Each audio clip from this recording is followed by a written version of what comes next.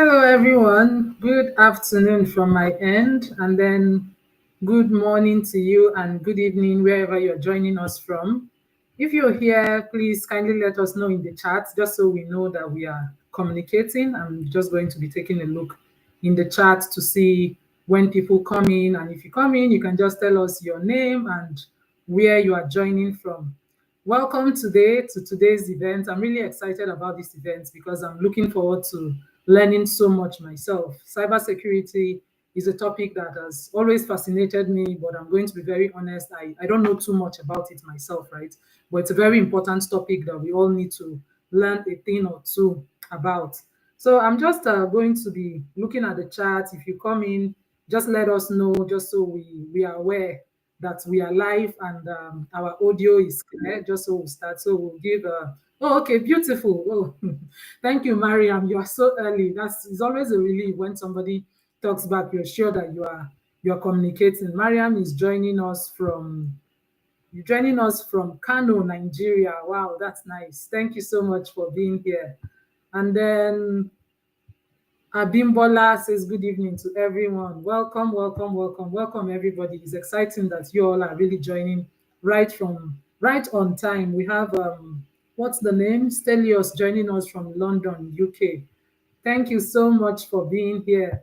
Let me look and try to bring up the third guest. I think she was having some issues with her network. Okay, I'm looking to see whenever the camera is ready, then I'll bring them up. But we'll keep going. So once more, you're really welcome. Usually we try to keep our event at 1 hour 30 minutes because we want to respect people's time, and we also understand that it's not really the length of the event that determines the impact. It's about really staying on topic and having a three-way conversation. I say it's a three-way conversation because we are here. It's not just me and Coach David, right? And then Maola Bimpi that will join, and Augusta, hopefully. It's not a conversation between us. It's actually a three-way conversation because we are trying to provide this value for those of you who are joining us in the chat. And so we expect you to be a part of the conversation. If you have any question at any time, please ask a question. If something stands out for you, put it in the chat. That would be nice it's also like a networking event, right?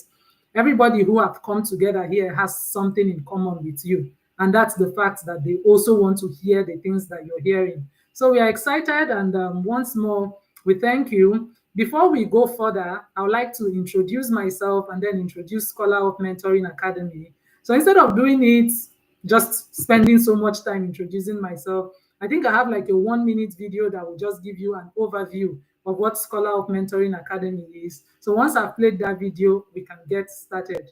Once more, I welcome you all. So I'm just going to play the video quickly. Success begins with the right guidance and opportunities. And at Scholar Up Mentoring Academy, we are here to help you unlock your full potential.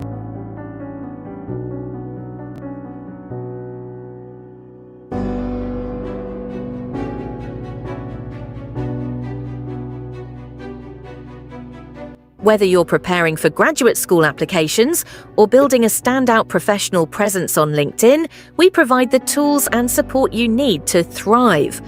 Our programs are designed to help you craft a compelling personal brand, position yourself for global opportunities, and achieve your dreams. Led by Dr. Amaka Ifaduba, a dedicated mentor and coach, Scholar Up empowers you with personalized mentoring, actionable resources, and proven strategies to take bold steps toward a brighter future. Scholar Up Mentoring Academy is more than a program. It's a community dedicated to helping you succeed. Take the first step today and discover how we can guide you on your journey to greatness. Follow our page for updates and access all our resources at linktree.com/scholarupacademy. Your success story starts here.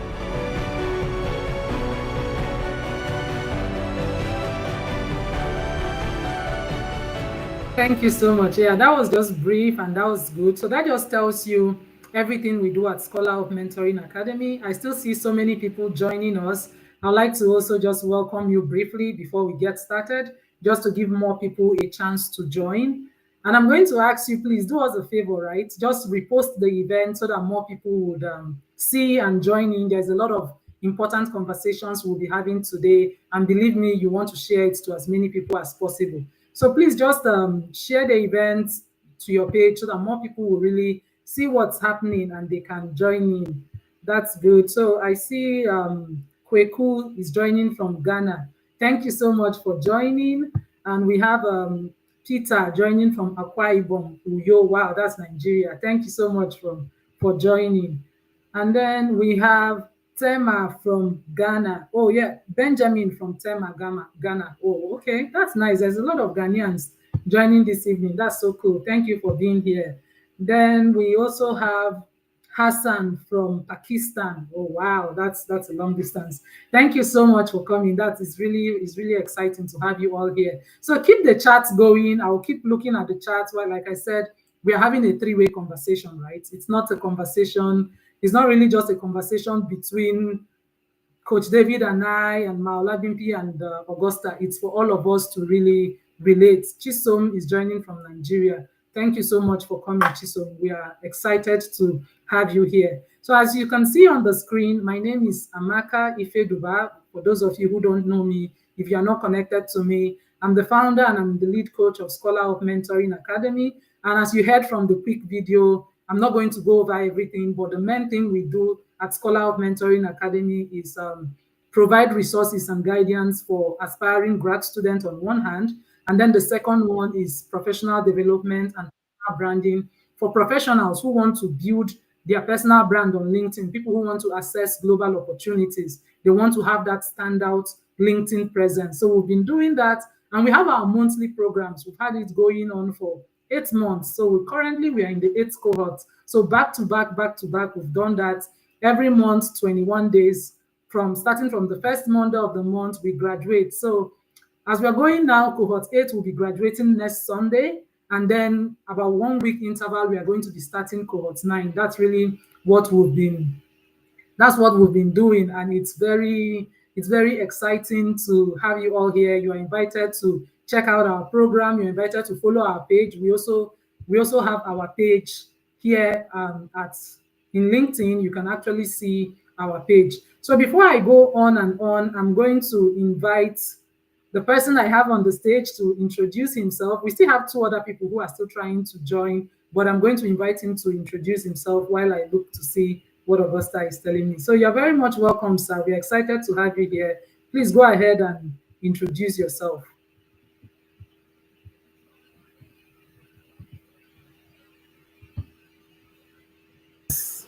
Thank you so much for having me. Good evening, everyone from my part of the world. Good afternoon to my friends in the United States. My name is David Adeoye Abodori. My friends call me Coach David, and I do some serious work in cyber coaching for individuals, organizations, and businesses.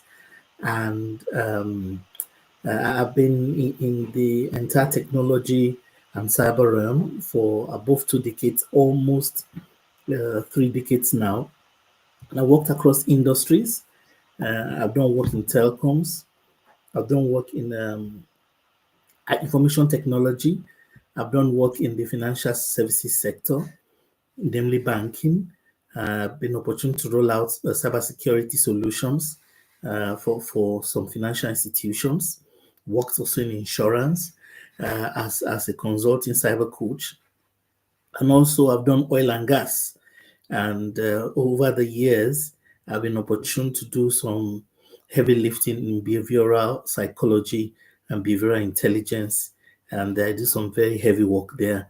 And so cyber behavioral intelligence is one of the very strong areas, coincidentally sore points in cybersecurity that is a big issue, which we're also going to be talking about later on the conversation. And I'm excited to be here. And I want to encourage everyone that Scholar Academy is a very wonderful academy. Dr. Amaka and her team are doing a very good job, and I will encourage everyone who really wants to go far to actually subscribe to the Scholar Mentorship Academy programs. It will really help your career.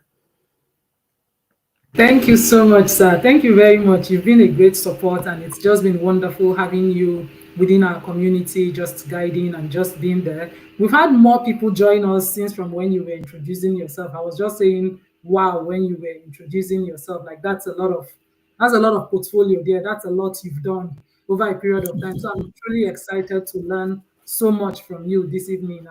I'm excited to just tap into that wealth of knowledge to learn from you. I think I see Augusta, and I don't know if Maulabimpi is here and ready so that I can just bring them up too. Let me see if she's ready. Okay, seems like her network. I don't know. It's like her network is giving problems. I don't know if you could hear us. Maybe just let me know on WhatsApp. I'll be Yeah, looking. Oh, you can hear us. Okay.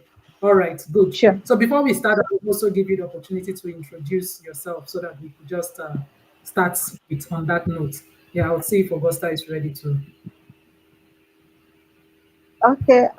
First and foremost, apologies for my inconsistency. I've been off and on. It's funny that I was on the call, but I happened to be the last. Well, don't blame me. Blame my ISP. Uh, Oh, our internet is really acting up.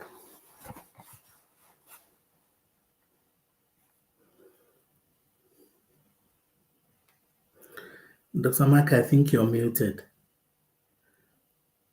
Oh, thank you very much. And I was saying such important things, right? Thank you very much for letting me know I'm muted. It's a good thing. Sometimes if you're alone in this studio, maybe you can be muted for so long and you won't even know. You just be talking to yourself. So I'm just going to be looking out for when she's ready or when Augusta is ready, and then I can bring them up. Or you can just let me know on WhatsApp because I'll be looking at WhatsApp too. So you could just send me a message that your network is ready. Then we could get going from there. Okay, I think Augusta is ready. I'm going to put Augusta on the stage so that she could just introduce herself. I just want us to get started with the conversation once and for all. Okay. Hello, Augusta, everybody. it's good to have you here finally. Yes, Welcome. thank you. Welcome, Augusta. How are you? Thank you, Coach Yeah, David. I'm doing just go well. ahead and introduce yourself and then we can get started with the conversation. I'm going to plug in my laptop. Yes, just go ahead and introduce yourself. Okay. My name is Augusta. I am an education consultant and a medical doctor, of course. I'm not a cybersecurity expert for sure, but I'm an edtech student. I did my MSc edtech, so I do know a couple of things about um, cybersecurity. Well, generally, I help international students who want to come and study in France. And I'm also the senior executive administrator for Scholar Up Academy and the co host of this event. So it's a pleasure to be here. Okay, I'll try to see if I can match your accent. Maybe you know me, I'm Yes. very I'm a typical Nigerian, so I love my Nigerian accent. You have a very sweet accent. Thank you so much for being here. I'll keep checking on when Maola Bimpi gives me the go on WhatsApp that she's ready, then I can bring her up. But I don't want us to spend much more time. We're just going to get started with the conversation today. So, like I said, anybody when you can mute your camera when you mute your mic when you are not talking because of the noise, so that we don't have any mix up between the mics. So, Coach David, thank you very much for joining us here. It's I've been looking forward to this opportunity to just like pick your brain around cybersecurity. Recently, I had the opportunity to kind of do a promotional content for a company that do a lot of work on cybersecurity. And when I was doing that research, that's when I realized that how many billion roles in cybersecurity is not filled worldwide. I was very surprised. I was thinking cybersecurity was really small. So when I saw that statistic, I was like, really? Oh, maybe that's the new thing, right? How come nobody hears so much about cybersecurity? As much as I know, I don't know a lot about cybersecurity. So could you just start off from that platform of trying to explain to us, just explain it like you're explaining to someone who is five. What exactly is cybersecurity? How do people get into it? What are some of the skill sets that you need?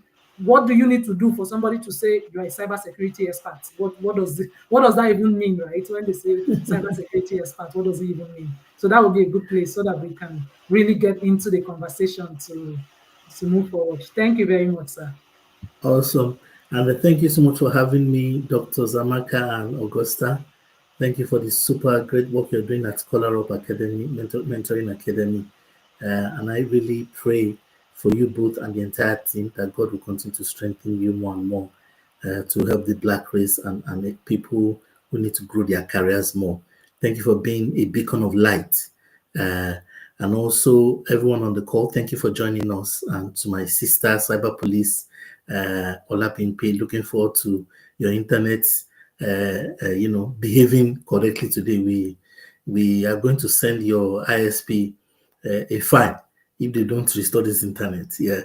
So thank you so much. Cybersecurity is like saying, and Dr. Augusta will help me here, is like saying I'm a medical practitioner. When you say I'm a cybersecurity expert, that's like saying I'm a medical practitioner.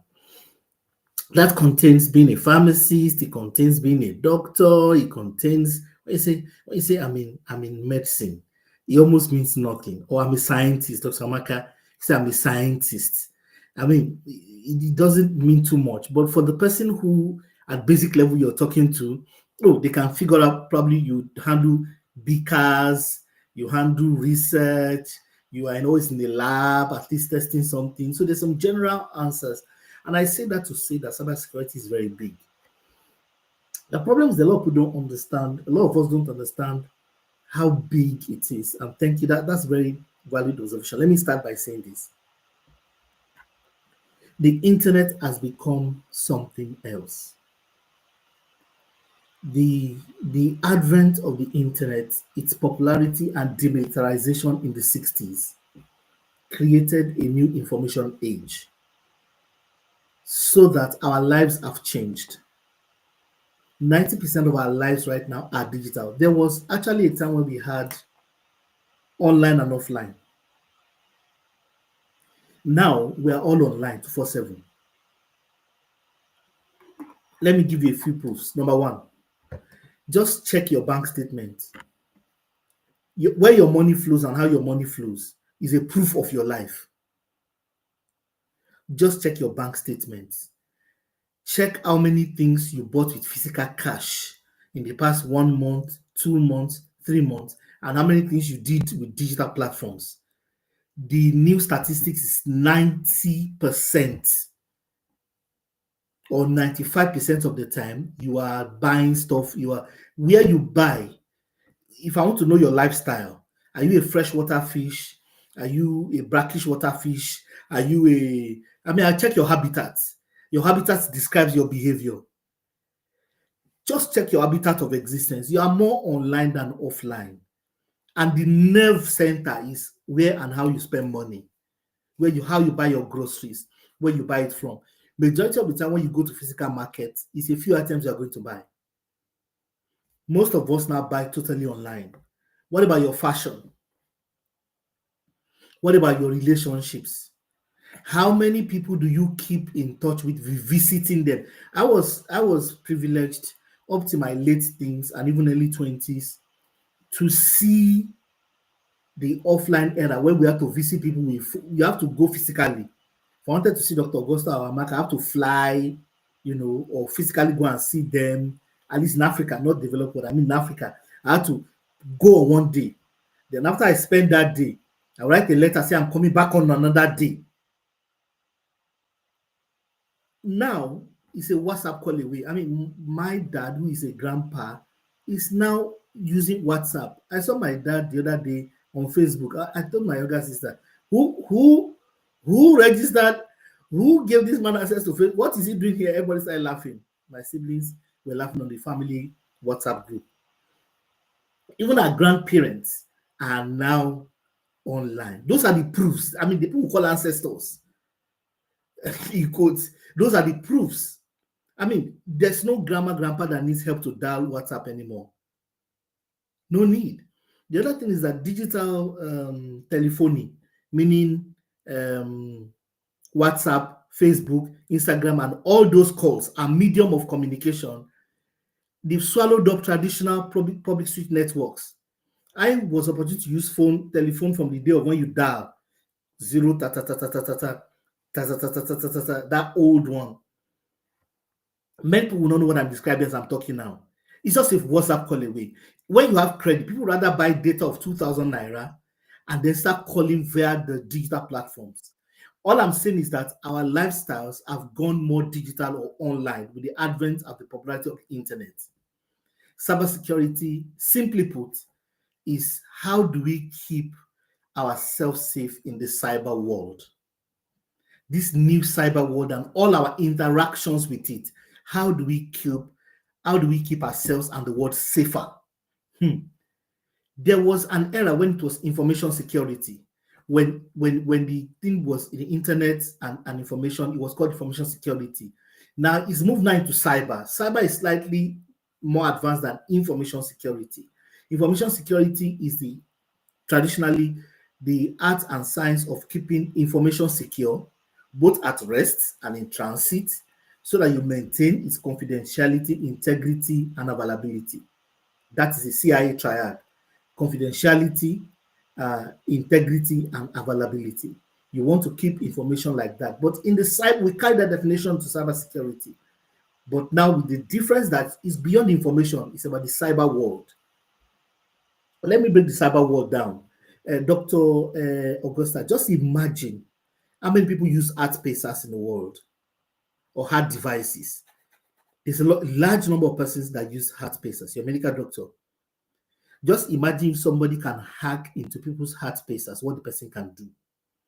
Just imagine the manufacturing company that's manufacturing the heart pacers make a mistake and they leave a vulnerability or a way in which a hacker can go online and access the IP addresses. I've gone slightly deep there, but as a doctor, I want you to see a picture of how devastating the scale of what we're talking about.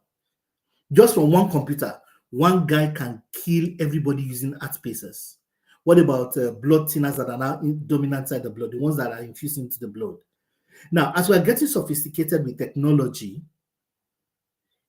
the opportunities for cyber crime, you see, whatever the psychology of crime is that wherever development goes, wherever money goes or money flows, criminals also follow. So as we are getting more cyber enhanced as human beings, as we are living our lives more online, majority of us now have nervousness, meeting people physically, but we are totally comfortable coming for LinkedIn meetings, going for Zoom meetings. I mean, COVID now accelerated everything. People really, really need to plan for weeks ahead now, psycho-emotionally. Our brains have adjusted to online meetings more. We have some nervousness. We want to have physical meeting, you have to check your clothes, check your this, check your that. So you feel like, I don't want to go. Let's have a Zoom meeting. So we are really in a digitalized, radically digitalized era where our breathing moments. In fact, this is the one that is scary, and it's confidentiality, integrity, and availability. Confidential. Let me back up about that. Confidentiality meaning that if I want to tell Dr. Amaka something now, it must be that no other person is able to access the information. That's confidentiality of information. Integrity is that what I intended to say is what you will receive on our side. And availability is that the information is available in the form and format in which she will be able to use and decode it. That is information security that we carry into the definition of traditional cybersecurity.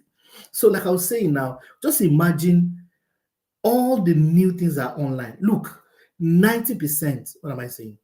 95% of the global economy in the least developed places in the world, in quote, like Africa, the entire financial sector has gone totally digital and online. That is, talk to any bank.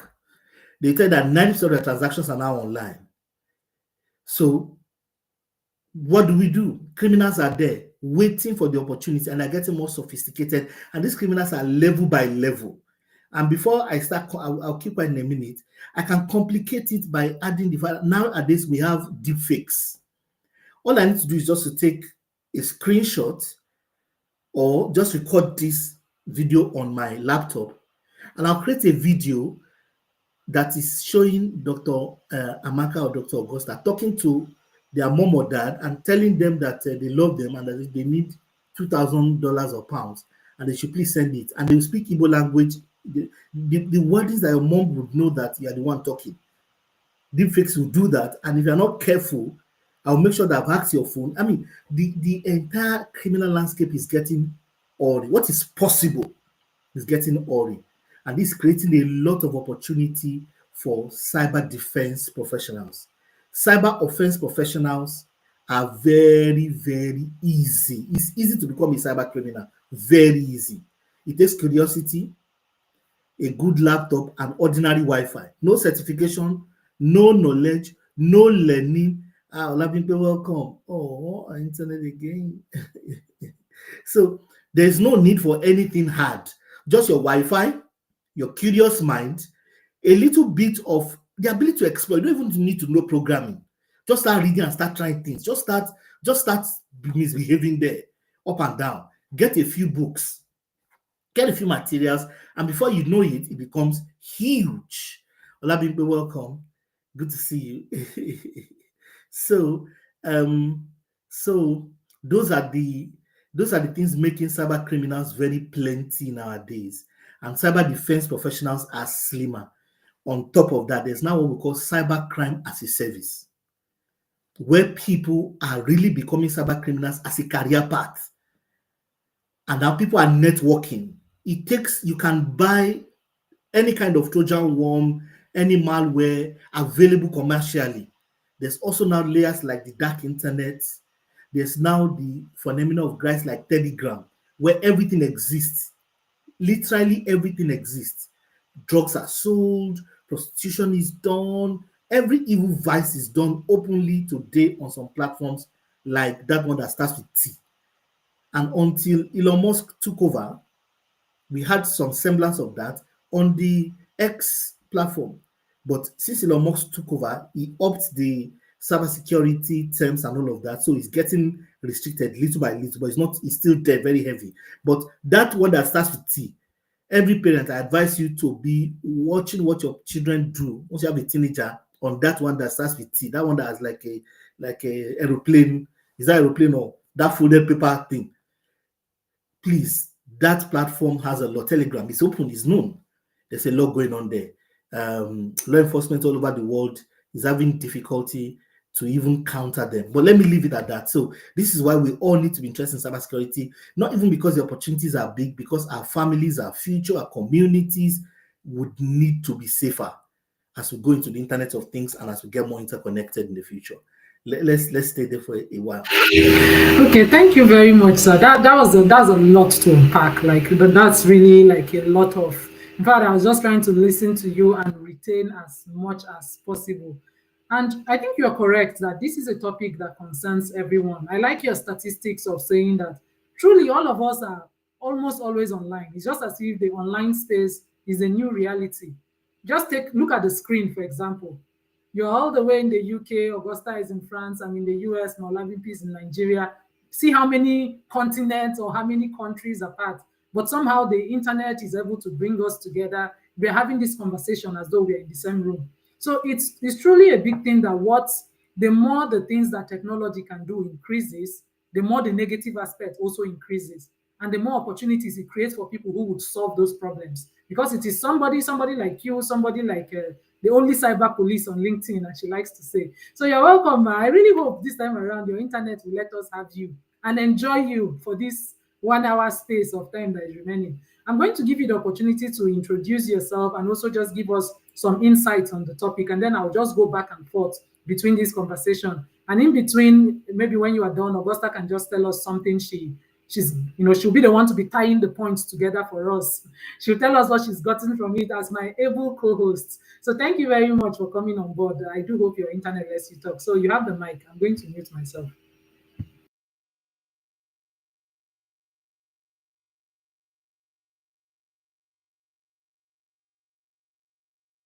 If you are talking, we cannot hear you. I don't know if it's me. If you're talking, we can hear you. Maybe you need to unmute.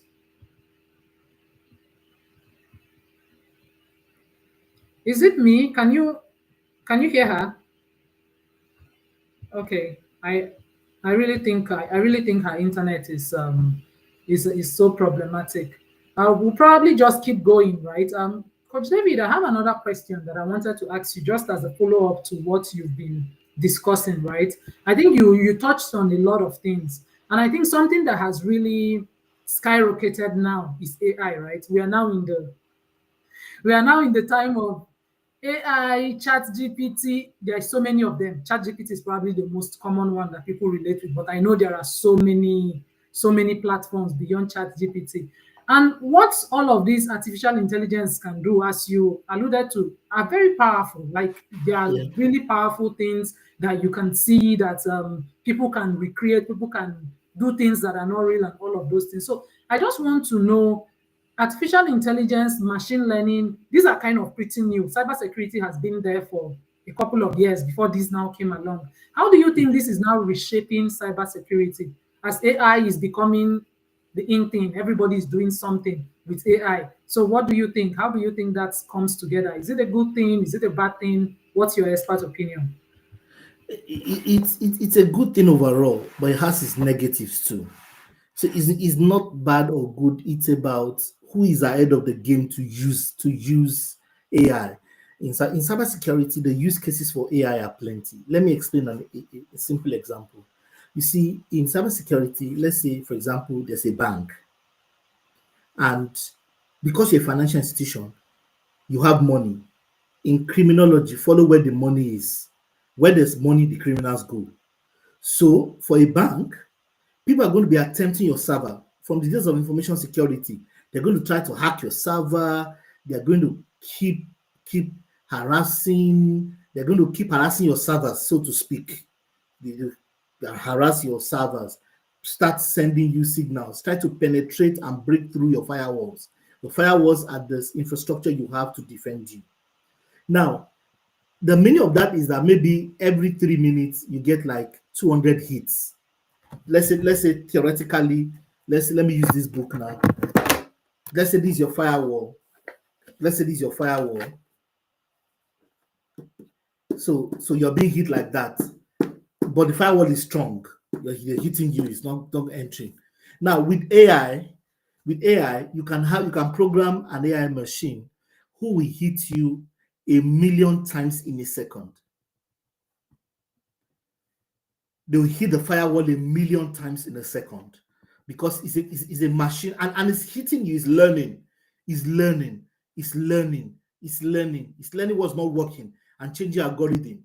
The other thing is that we have a security feature, passwords. Then we added bio to it. So my thumbprint or my iris, because it's unique, right? And so the chances of being broken into or penetrated, in quotes, as an organization, is, let's say, 1 in 2 million. AI can crack any password in a matter of a few minutes. The most complex passwords, the statistical analysis, that there's no password you will write. The AI will guess accurately in a few minutes. What before they have to sit down and they'll be pressing enter key, and they will change. Okay, let's say Amaka 99, Fedubat 35. Because I want to have access to your email in exploitation. You understand? Now with AI, I can do much more in terms of coming at you and trying to attack and get an inroad into your network. Another one is in cyber reconnaissance and listening. Somebody can plant an AI tool in your network, and that AI tool just listens. For example, your passwords go to an identity, and I'm trying to break this and make it very simple. An identity management server. It goes to an identity management server. That server is what processes the password and all those rotation and everything. Somebody can plant an AI device who doesn't do anything. The guy is sitting down and is just watching. That software is just watching and learning your randomization, your sequencing, so that they can predict the next sequence. Just imagine if you manufacture cards, for example. If you manufacture cards, so let's say that the card numbers are supposed to be secrets, right? Your number is supposed to know the card numbers. But there can be an AI tool that will sit within the network and will be listening and watching to your sequencing and your numbers. After a while, it will master the algorithm. That's machine learning. It will master the sequence. And deep machine learning makes it easier. It will master the sequence, and somebody with access to that information can begin to print cards in your name, and your systems will accept the card because the person has the benefit of listenership, sophisticated learning. So machine learning has given artificial intelligence the ability to learn, including human emotions, voice vitiations. I mean, someone developed an AI machine, a tool that if you are not happy, let's say you are in a state of distress, the machine will not pay you. So if you put your fingertip, let's say you use your thumbprint to assess it, if if you're in a disturbed mental state or you are agitated, it will not open. The combination lock will not work. So they gave this challenge to a machine learning team somewhere, I think in Chicago, and those boys came up with the solution. AI will simulate a happy mode and supply it to the signal of your thumbprint, and it opened when the person was in a state of turmoil. The security feature is that if you are, for example, arrested with a gun to your head, and you use any of your natural biological elements like your iris or your fingerprints or your facial, whatever you use, it will not open up. These guys just went to machine learning, look for mood and emotion programs, tweaked it around, and they supplied it with the correct thumbprint, and it opened. Now, those are possibilities. We thought we were safe with the bio authentication methods. Then we said, okay, let's add emotions to it, right? But deep machine learning is unraveling the idea that machines can learn emotions, and they can actually pick happiness as a mood, supply it with the signal, and with the correct thumbprint, access granted. So those are serious issues in cybersecurity. AI has made what was impossible before very possible now. We are being attacked at very deeper levels. Other people, welcome, good to see you.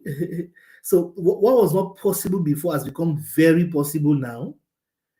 Learning is easier now for those machines, and there are state-sponsored terrorism groups who nations are powering each other. In fact, there's a rumor that the Third World War started. It's just that it's cyber. Global nations are busy attacking each other and trying to hack each other's systems on a daily basis. Just like you have in the days of the Cold War. The hostilities are strong, but it's subtle and online. So AI has opened new frontiers for cyber warfare. Human beings are able to attack at deeper levels. Law enforcement all over the world is finding it difficult to cope with the foray and the use of those tools. And cyber defense professionals or positive cyber securists need to move fast in adopting AI for defense. Because right now, the possibilities on the offensive side of cybersecurity is pretty huge.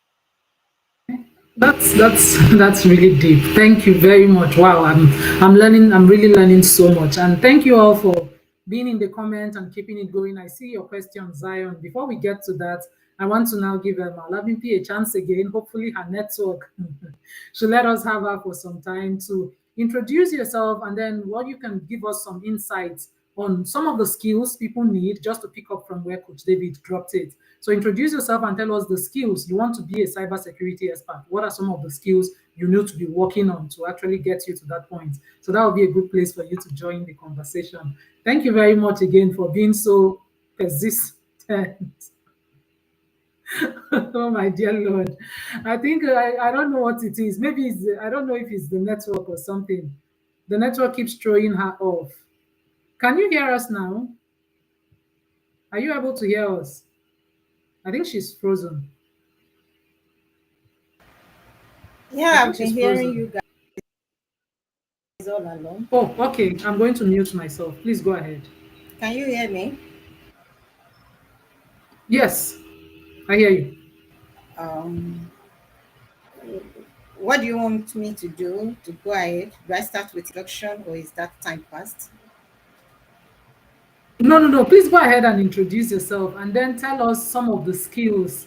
Let's assume young people who are trying to get into cybersecurity. What are some of the skills they need to build up? What are some of the like best practices for them to guide them into those journey? But introduce yourself and then you answer that question. Thank you very much.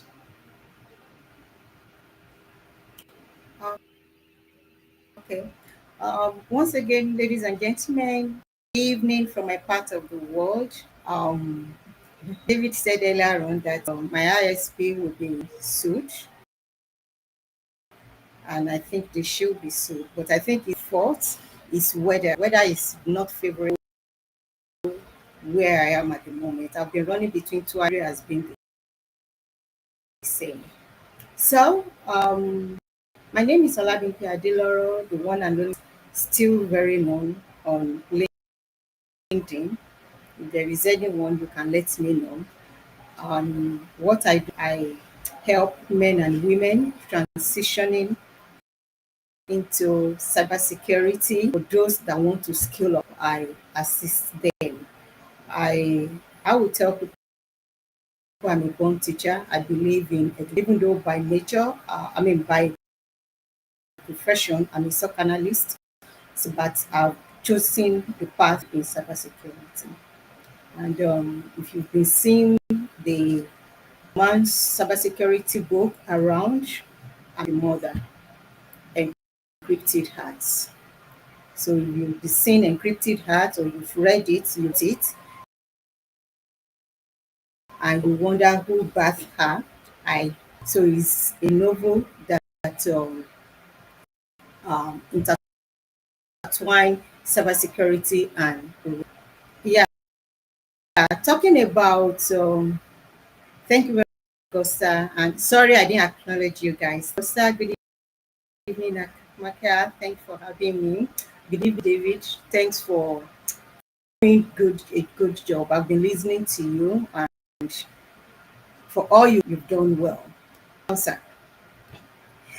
So, Amaka, you were asking about new ones transitioning into cybersecurity, right? Was that your question? Can you come again with your question, please? Okay, I said people who are trying to get into Okay, that was cybersecurity, what are some of those skills? Yeah, what are the skills they need to look out for? What are the things they need to be learning? What are the resources that they need in order to transition or get into it as people who are choosing that career path? okay. That's what I'm asking. Okay. Oh, thank you. Basically, we have two kind of required for cybersecurity experts. We have the technical skills, and most of the time, the soft skills are skills sometimes that you either naturally possess or you bring into the industry. So for those that do not have tech background, don't be your skills, those skills you have that made you successful in your previous career will be very, very some of them will be needed in cybersecurity. But starting talk about technical skill, if you are transitioning into the industry, well, we will want to, even though yes, cybersecurity is such a in the sense that, like Amaka said, that when you were trying to research with the industry you were, with the folks you were asked, you were helping to advertise for, that you saw that one job roles available. And it's so funny that just the way we have these job roles, that is how we also have the skills with this job role. So that's why, but basic newbies in quote to have skills like networking. And personally, I will recommend networking for anybody. It does not matter, even if you are doing the least of technical security, because it's not every cybersecurity roles that are technical. We have those on GRC, and we say their role is not so technical. But I don't agree with anybody that you can be in cybersecurity having technical role. It's not possible. So for that reason, I recommend networking. Networking because what are you coming to secure? You are coming to secure a network. Because when you, even if you are an individual, you have a mini network in your house. Like for instance, I'm connected with the internet, not with the same device I'm using. I have a Wi-Fi I'm using. It is a device on its own. That device is connected with my laptop. So that process in tech is called networking. So if you will be doing that, let's say you are saying, you are setting up regulations, you are setting up policies, you are arranging policies for your organization, and you are saying, oh no, I'm not a SOC analyst, and I'm not an ethical hacker. That's fine. But how do you set policies in an environment that you don't know how? So that's what I recommend for people, no matter how big, know how these devices interconnect, know how they connect together and work. And that will be for networking skills. Then have system administration, because you will work with this system. You may not be a system administrator eventually, but the whichever role you find. Another one I will talk about is cloud security. Yes, you may not be a cloud security personnel or analyst, but now everything goes to the cloud. So no matter how tiny, if you don't have basic knowledge of cloud security, the world will leave you behind. We just leave you behind, and you'll be there because everything is being done now in the cloud. Everything is being taken. Then another thing is threat analysis. So if you can have the skills in threat analysis, that will be helpful. If you can have a little bit of hacking, that is fine too, though not a requirement, but it will be fine. It gives you a head. Now talking about soft skill. Number one that nobody jokes with is thinking. We are critics here. We think it. You are going like this. Cybersecurity specialists have gone ahead. Even when it comes to day-to-day activities, you are talking, and a cybersecurity analyst or specialist had gone ahead outside that. So if you are a critical thinker, please bring it in. We will need it. Another thing, problem solving. When people say problem is not my portion, no, not us. Problem is our portion. We dream problem. We swim in problem. We dress in problem. We bathe in problem. Because we are useless. You must be a good problem solver. If you see problem and you run, I'm not scary. Don't just make attempts. If problem scares, don't make attempts. Because the fact is this, the issue will be attacked. It's a matter of when you will be attacked. And if you don't want to be attacked, you want to mitigate against thinking about problem. That is a problem on its own. You want to solve that problem. You don't want that threat to happen before you undo it. So if you don't love problems, so please, don't just make the move at all. For those that do not understand my language in the room, I'm sorry, don't worry. Amaka will translate for you later on. Communication. In this industry, we talk a lot. If you are familiar with my activities on LinkedIn, you see that all my life is talk, talk, talk, talk. You will not believe it that But if you are an introvert in this industry, will make you to talk. It will open your mouth. But there is difference between talking and communication. In cybersecurity, we don't just open our mouth and we communicate. So communication has to do with that ability to convey your thoughts, to pass your message across understandably to the party that is the recipient of your thoughts. So when you talk and I don't understand you, my dear, you've only spoken, you've not talked. I mean, you've not communicated with me. So one skill that we have is communication skill, ability to message in a manner that the recipient of your message will absolutely 100% understand you. And that entails listening ability.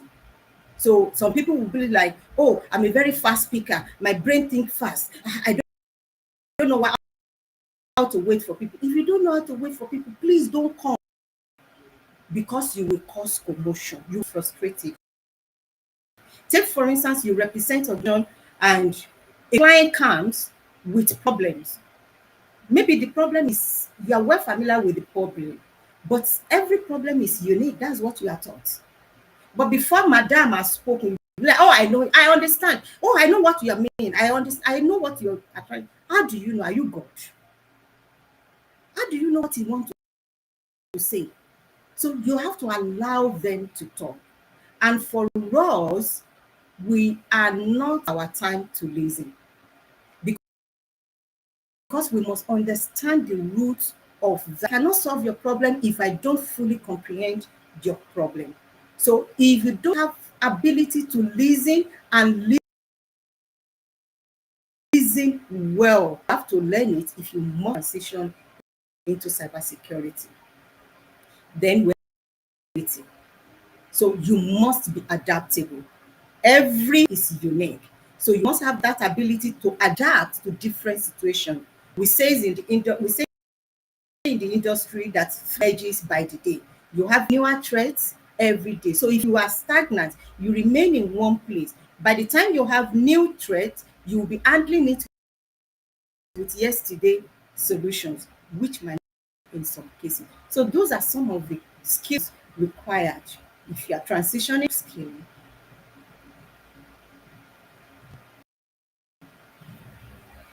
Thank you very much. That was really a lot. Like, Can everybody yes, hear me? we heard you Okay. clearly. Thank you very much. Yeah, you were so happy that the network finally gave us the opportunity to get that value that you've just been holding on. In fact, it would have been very sad if you were not able to like really talk. And your voice was very clear. We got all the message that you were passing across. I was just quickly typing the last thing you were saying in the chat. You talked about critical thinking, problem solving, communication, adaptability. That's on the side of the soft skill, right? And truly, those are life skills for everybody. But I think for somebody who wants to go into cybersecurity, maybe more important. You said if you don't like problem, say you bet in problem, you drink problem, you wake up and think of problem. Okay. So if you don't like problem, maybe you should avoid cybersecurity, because truly without the problems, what are you really going to be doing? The whole point of being there is to solve problems. So Augusta, what do you think? That was very funny for me. What do you think from what Maola Bimpi has shared and what Coach David has shared so far? Just try to tie it together for us and then we can continue with the conversation.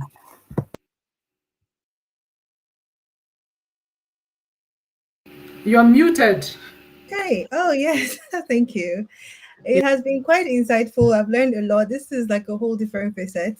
So over the weekend, from yesterday, I took the course by David from Harvard University, and this is like a whole different knowledge I'm gaining from here. It's quite nice. So when I joined, I heard Coach David talking about the CIA, which is the core of information security, which is confidentiality, integrity, availability. So with his example, like if somebody is passing a message across, maybe Augusta is trying to tell Amaka something, you need to be sure that it's coming from Augusta to Amaka directly, and no other person is hearing what we're saying. You need to be sure that the message I'm saying is what you get, not nobody's accepting it and changing the message, and like it's available when I send it to you, you can have it and you can see it, So and then he mentioned about deepfake and about criminalities. So where where the money goes, criminals go, and there's money in cybersecurity. And just to add what Mariam is a cyber hijabi on LinkedIn. So I'm looking at her comments. She has been contributing a lot. So she mentioned how the if cyber security was a country, it will be the third largest country after US and China. I think something like this. So I mean that's actually like a very big country to be part of. And when Madam Olabipe came, she spoke a lot, a whole lot about the skills and the things you need to become to join to be like join the field of cybersecurity. So I'm just going to use this question to tie it all in and ask back to you. I saw Zion asked a very important question. There was someone in the comment that said that she was almost a victim. Luckily, she wasn't a victim of cyber fraud earlier this week. And so Zion is saying for those people who are already victims, and I think not even for anyone who was already a victim, but everyone in general, is there a course or a place that you can learn about cybersecurity to help yourself? Yes. Does Olabimpe want to go first? Olabimpe, do you want to go first? Okay. Can you Yeah, hear me? coach. Yeah, Yeah. you can go ahead. Um. Yeah. Okay. Okay. Who's ahead now? I don't know. I heard on ping. You want me to go ahead? Yes, yes, yes. Okay. Awesome. Yeah. Learning about cybersecurity, we have several platforms. And several mediums you can learn from individuals if you have experts around you, and they can educate you on cybersecurity. And if out platforms, a platform like Coursera, you have cybersecurity authors on Udemy. You can do Udemy, you can do Cisco, and most especially for those coming into cybersecurity, recommend Cisco. Anyway, if you are familiar with, if you are close to me, Cisco is my boyfriend, and anytime, any day, Cisco. And I'm not being sentimental here. Yes, Cisco is my boyfriend because you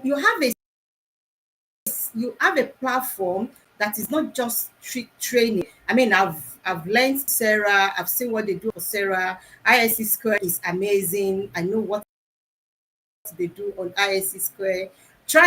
But that is if you want to go like deep. If you are scratching the surface, then Udemy, Cisco, you have introduction to cybersecurity course on Cisco. Is a 6-hour course. You can Cisco and it's free. Then we have some trainers around that are also doing that. I said my 2025 would be to educate, if possible, at least 10,000 people security. Whether you're a freelancer, you're an entrepreneur, you are a CEO. I'm giving cybersecurity training for 4 weeks. For this week marks our cohort 2. No, our cohort 2 is coming up tomorrow. They are doing their onboarding tomorrow from 11 countries. We have already 185 applicants as at the last time. A program like that can help you. You can join cybersecurity groups. We have cybersecurity groups on LinkedIn. We have them on X group, because periodically experts post things that can educate you. Then you can also follow the experts. Like, I don't do anything on LinkedIn. All my life on LinkedIn is to bring out on cyber security tips. Even when I'm joking, people know. Even when I'm joking, my joke is security, because that is what I industry. So that's what I would recommend to want to know, even if you are not transitioning, because my focus in life is not just about people transitioning. Like David said earlier, everybody, including my grandmother, today I will have trained her in cybersecurity. Everybody needs, whether you are transitioning into the industry, I tell you, you need you need cybersecurity knowledge, because if you say it can happen to you, you might just be the next victim. Thank you very much. That was deep. Coach David, do you have something to add to that? I feel like that was a very comprehensive answer, but do you have other insight? And I can still see Stella. Is it Stella? She's also asking like a similar question. Say, could you suggest a roadmap for someone wanting to take the cybersecurity path and educate themselves on their own, from fundamentals to essential certifications to landing a job? Yeah, we were getting to that part of the conversation, right? Because at the end of the day, everybody wants to hear about opportunities. How do you get the job? If you really want to get into cybersecurity, how do you make the money, right? I know I want to safeguard people, I want to safeguard the world, but I also want to make money doing it. I feel like at least that's like a personal interest for most people. So could you provide some context to that for us in this question, and then talk about like the career prospects, how people can just go beyond knowing about cybersecurity, as Malabimpi had explained, to actually making it into a profitable career that can also pay them while they are solving these problems. You know, people don't want to solve problems for free. People want to get paid. Want to get paid to Yes. solve problems. Yes, yes. Thank you. By the way, Olabimpe has done a very good job. Thank you so much. Remarkable coverage of the basics and what we need to know. Anybody wants to learn cybersecurity, and she said a couple of things that I'm also very sentimental about. We share sentiment. She mentioned Cisco. Now, what she didn't say is that Cisco is probably, for me, I think is the most thorough networking device manufacturer in terms of knowledge in the world. If you master, at least within the English speaking world or realms, I don't know within the French speaking world, I know there's, for example, a contemporary of CCNA called the Huawei Certified Network Associate, what is it, Associate now? CCNA is Certified Cisco Network, is it Associate? And then the CCMP Professional. Now, there's the cybersecurity leg, if it goes for cybersecurity. But be that as it may, number one, make sure you master networking. Make sure you know networking and network administration like a witch. Make sure you become a guru. That isn't just because you want to secure. And by the way, there are only two kinds of people: those who have not been defrauded, and those who are yet to be defrauded, and those who have already been defrauded. It's a matter of time. You will come in contact with them. We give you another 10 years. So, and that's not doomsday. In the school of cyber warfare, only the paranoid survive. It's a very grim, it's a very grim world out there. And look, I am into futurism and cyber futures, and I'm looking at what criminals are doing. There's opportunity for positive cybersecurity professionals.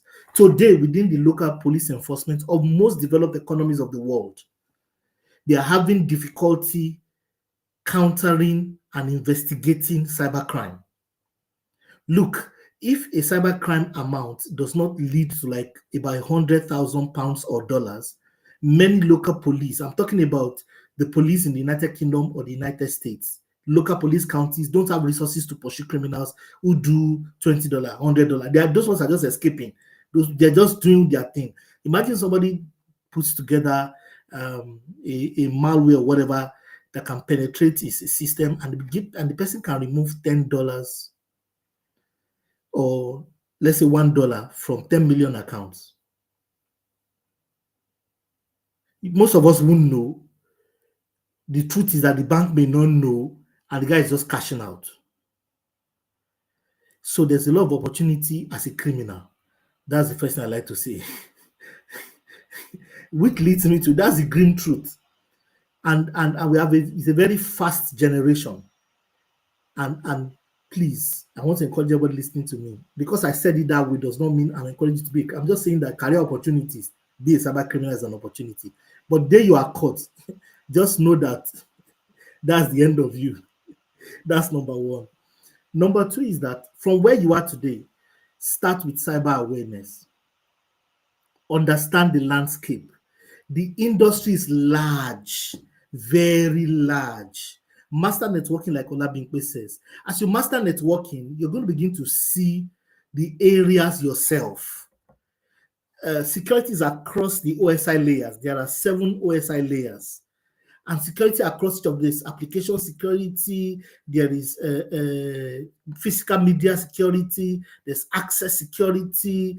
It's big and huge. Cybersecurity follows the topography of the network. So when you understand the network, all the career opportunities within the network, you will yourself know, and which ones you are good at. If you are, for example, a layer 4, you know layer 2 and 3. You are very strong at layer 2. That's a little bit technical. Layer 2 means the physical medium, and layer 3 is the IP level.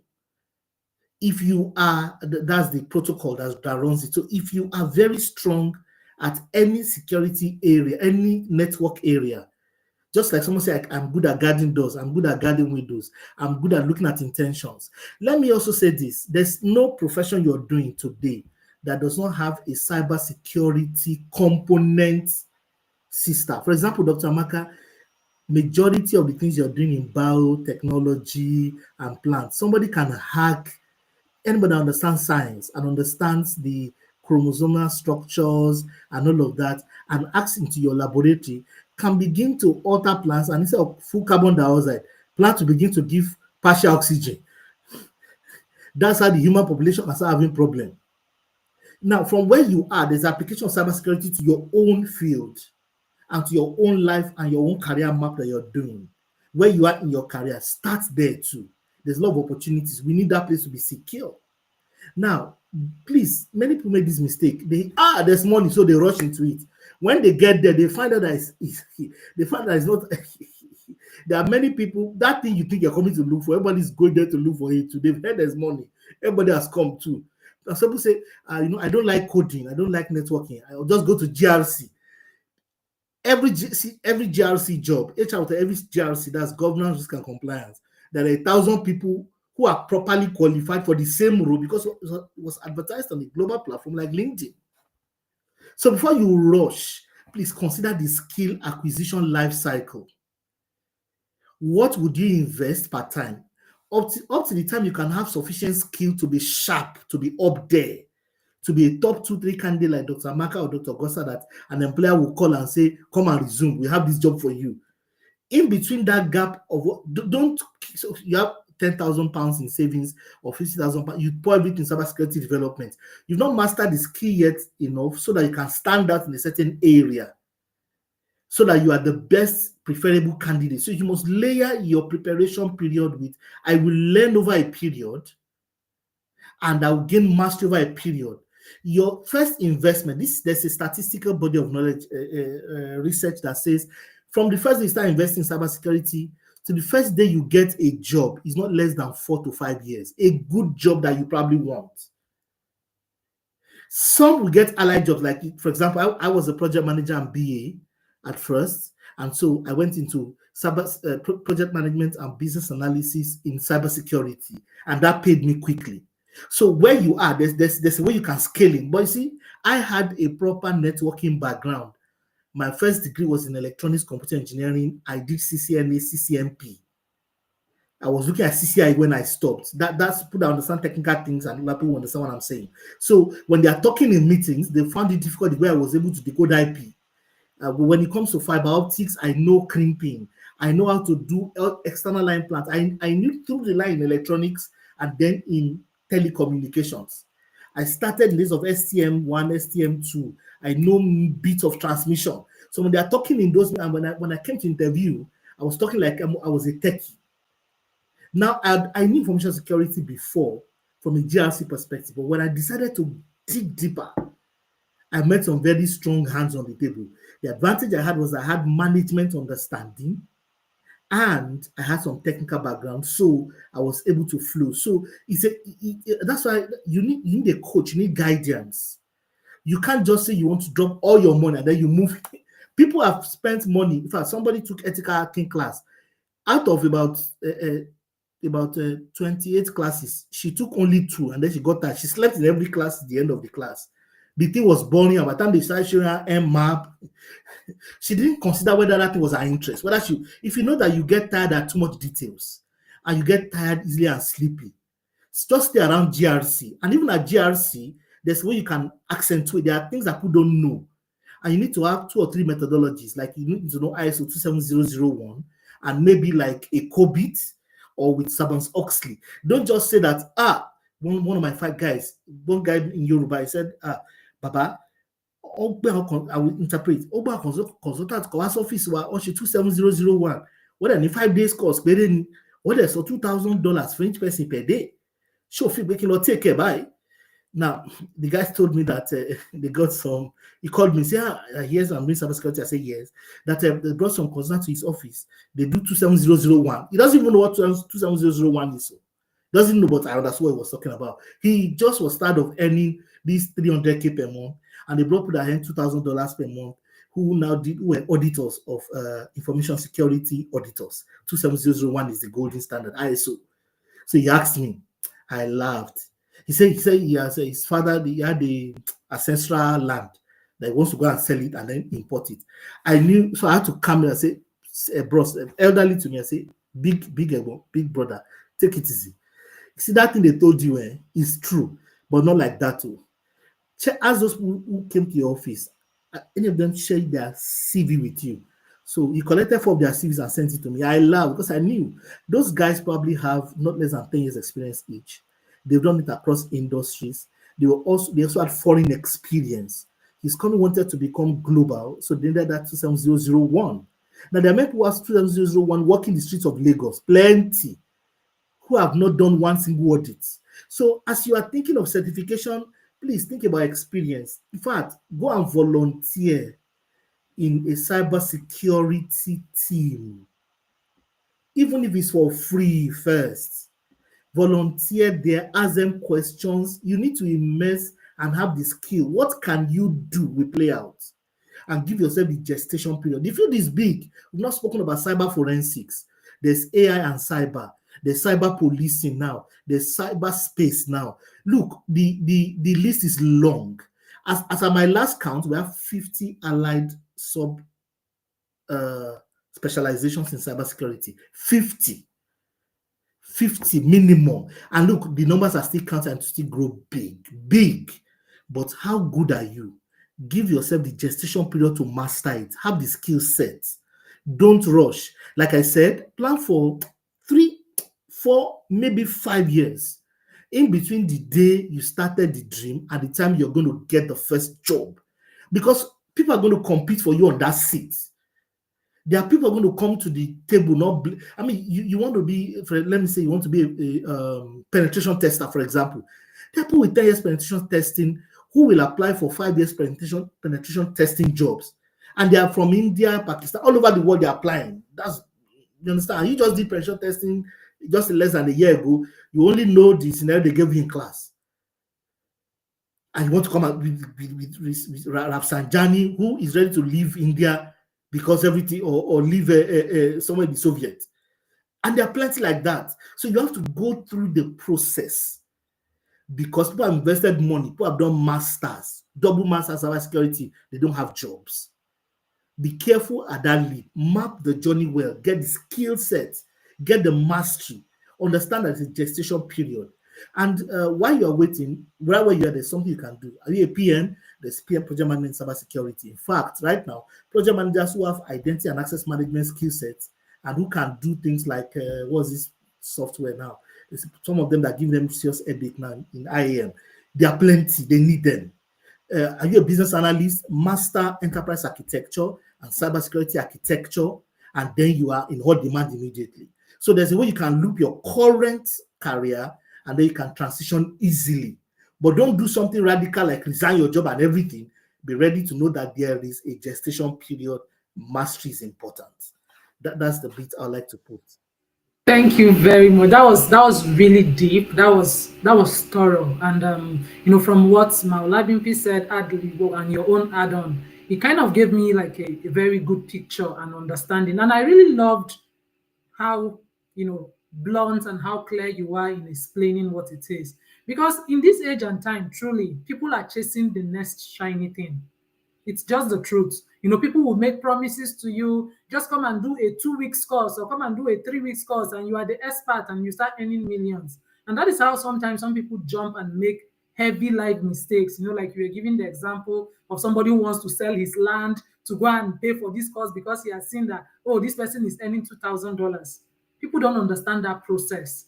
I'm really very big on process. The people you are looking at, the people you are admiring, the people you feel like you want what they have, can you really do what they have done? That's usually the question you need to ask yourself. Now, all of these people, I'm seeing them, I want to be earning in the millions, I want to earn in dollars. Do you have the skill set? And you spoke a lot about that gestation period, which is important. That it's not just about taking the courses. Taking the courses is one thing, right? Have you had the opportunity to hone the skills? And you talked about volunteering. That's something I always tell my mentees most of the time. It's not enough that you just have a certificate to show that you've gone through this course, you've gone through a 6 hours training, a 1 month training, but have you really done that in real life scenario?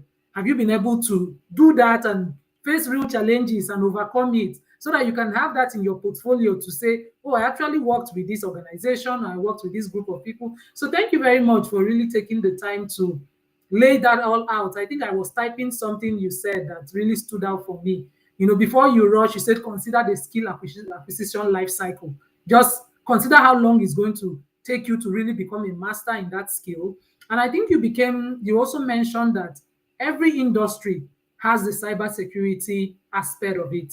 So if you're someone who is interested in cybersecurity, maybe a good place to start would be to start from your own industry, where you already have the knowledge of your industry, then you are bringing in the cybersecurity component. I think it would even make you a stronger, if for example now, if an ag company, for example, since I'm in ag, if an ag company is trying to hire a cybersecurity expert, it will make more sense for them to hire somebody who has an agricultural background who also understands cybersecurity than to just hire somebody who is just a cybersecurity person, because you have the added advantage of having the knowledge of the industry, and now you are bringing the cybersecurity component. So that was more things that I got from what you explained. Thank you very much. It's been a very inciting conversation, and I truly have been learning a lot. I've been learning a lot. So, Maolabimpi, I want to ask you one last question before I pivot back to Coach David, because I'm looking at our time. I really want to respect everybody's time. I don't want us to go on and on. Like you said,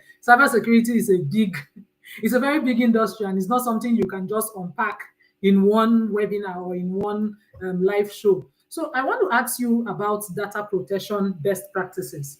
I think Coach David has mentioned before, but now for the ordinary person in plain language, I like you like to talk about romance. So you like to break things down in a way that people will be very interested in hearing, in just plain language that people can understand.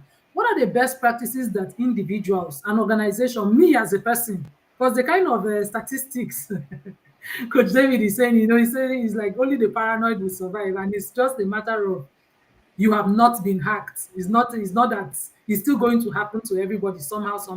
So how do we protect ourselves? What are some of the best practices for the normal individual in the street, the normal person who does not really have that heavy background in cybersecurity? What are some of those small things that you should be very vigilant about, such that you don't just intentionally put yourself at risk? So please, what do you think, ma? Yeah, thank you very much. And David, thank you very much for your expressions, for your insight. Those are candid advice.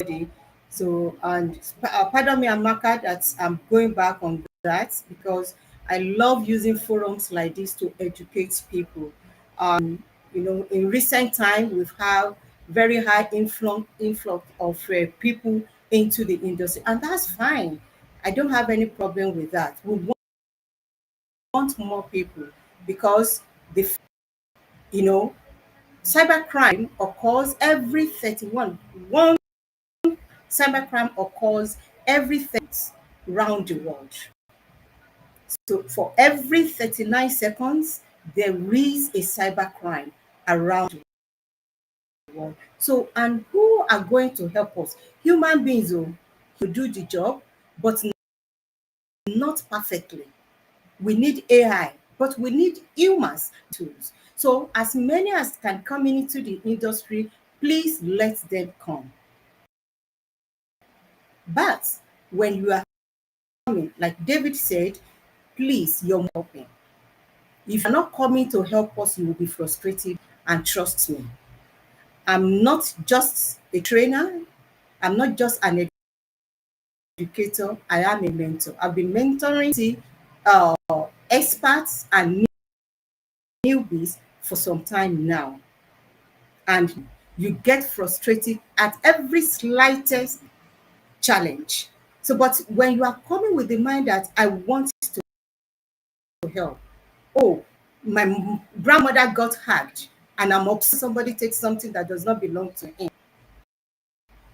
Then, as you come, you will now see, oh, there is money, and I can make money. Not money. If you must make money, yes, you will be exposed to money. I tell you, in this industry, opportunities, because most especially when you are assessment, you are talking about threat management, you will see how humans and organizations are. And the next thing is this. And that is why you have black all around. Because it is basically the same tools that black hackers, the same tools they use is what is the tools that ethical hackers use for defense. They are not different. In fact, in some cases, they have more sophisticated tools than us. They have the money, and you don't have. Maybe your organization is a startup just coming up, the money to get these tools, but you have some guys in the Middle East that they have all this money and they are going to wreck you. So, and you will be exposed to this. So please, we beg of you, don't come with the mind that I must come money, even though yes, we know you are going to pay bills, but it will not. And if I can talk, just add a little bit to the person asking about roadmap, because this is a very common question in the industry. What is the roadmap? And I like talking about that because many dive into the industry without experience. They are just jumping up and down because net is so saturated now. You have resources online and people are just jumping from one resource to another, and at the end of the day you are just merry-go-rounding. You will just be in a circle and you make nothing out of it. David said, please get yourself a mentor, even if they can pay. Abba, shebi eventually you too, you want to monetize the skill. Try and pay no matter how little, if that is what it will be required. So if you are coming in, talk roadmaps. I don't have tech background at all. You know, I'm a fan of what do they call them now? Two platform. CompTIA, I'm CompTIA certified, I'm Cisco certified, and I love these two platforms because they are very level friendly. So if you are coming with the route of CompTIA and you don't have any tech background, CompTIA says start with your CompTIA A+. Some people will say, no, don't bother about it, you don't need it. I tell you from because A+ is like a course. It takes you insane in cybersecurity, but the basic, it takes a little bit there. With that, an idea of what you are coming into. Then from your A+, do your CompTIA Network Plus. Even if you don't want to have the certification, and that is one of the reasons why we earn the IS. Our education is not cheap. If you will be in Africa like in Nigeria, and you are writing a computer exam today, you are not writing anything less than $300. It's that expensive. So getting the certification, please get the knowledge, acquire the skill. And when you are on a skill, face it. The group and people are talking about a whole bunch of stuff. Oh, I've done this, I've done it. Don't get distracted. You are facing, face it and face it. So that when you are dreaming those concepts you have studied. If you tell us you've gone through this course and you can't even talk about it, let alone to work with it. So your A plus, your network plus. But if you want to do well, I'm Computer Network Plus certified, and I will recommend Computer anytime, any day, because Computer is globally recognized. I mean, it's a very sweet. I will tell you, if you have the money for computer certification, please do Cisco networking first. Because, like David said earlier, Cisco is very big with networking too. If you are going to do networking almost anywhere around the world, you will meet their tools. And they go very deep with their network training. Besides, you have labs. Cisco has, at the moment, networking. Cisco has close to, I think, about 60 labs on networking. So with that, it gives you that hands-on experience. So you are not just learning theory, practicalizing. You are practicing what you are learning. So that's the second one. You have A plus, you have network plus. Then you can do your security plus. If you are going in the route of CompTIA as a vendor, the route of Cisco, you have introduction to cybersecurity, and I will recommend you Cybersecurity Essential. In fact, with Cybersecurity Essential, it gives you an entry level understanding of a SOC analyst. So do your introduction to Cybersecurity Essential. Unfortunately, Cybersecurity Essential is not free on Cisco. You have to join an academy, and it's not difficult to do that. Look for an academy that can give you security essentials. Then from there, do your ethical hacking. If you do your ethical hacking, oh my word, sky is your starting point. Then, if you can, do your cyber ops.